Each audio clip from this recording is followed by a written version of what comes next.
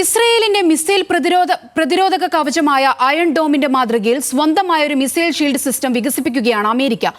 Golden dome എന്ന് Trump ഭരണകൂടം പേരിട്ടിരിക്കുന്ന ഈ ഭൂഖണ്ഡാന്തര ബഹിരാകാശ മിസൈൽ പ്രതിരോധ സംവിധാനത്തിന്റെ പദ്ധതി രേഖ തയ്യാറാക്കി കഴിഞ്ഞു. ചൈനയും റഷ്യയും ശക്തമായി എതിർക്കുന്ന യുദ്ധം മുന്നൊരുക്കുമെന്ന് വിശേഷിപ്പിക്കുന്ന ഗോൾഡൻ ഡോമിലൂടെ അമേരിക്കയ്ക്കുള്ള വലിയ ലക്ഷ്യങ്ങളാണ്. ആദ്യഘട്ടം $25 ബില്യൺ പൂർത്തിയാകുമ്പോഴേക്കും $175 ബില്യൺ ചെലവ് വരുമെന്ന് കണക്കാക്കുന്ന ഗോൾഡൻ ഡോമിനെ സ്വപ്ന പദ്ധതിയെന്നാണ് പ്രസിഡന്റ് ഡൊണാൾഡ് ട്രംപ് വിശേഷിപ്പിക്കുന്നത്. ഭൂഖണ്ഡാന്തര ബഹിരാകാശ മിസൈൽ ഷീൽഡ് സിസ്റ്റമാണ് ഇപ്പോൾ പദ്ധതി രേഖ തയ്യാറാക്കി കഴിഞ്ഞ ഗോൾഡൻ ഡോം. ലോകത്തിന്റെ ഏതറ്റത്തു നിന്നുമുള്ള മിസൈൽ ആക്രമണങ്ങളെ തടയാൻ ശേഷിയുള്ളത്.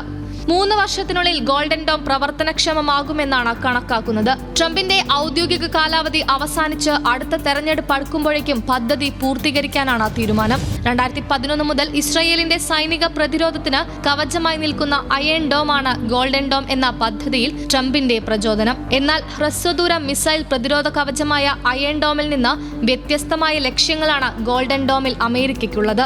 അതേസമയം അമേരിക്കയുടെ നീക്കത്തെ യുദ്ധമുന്നൊരുക്കമെന്നാണ് റഷ്യയും ചൈനയും വിശേഷിപ്പിക്കുന്നത്.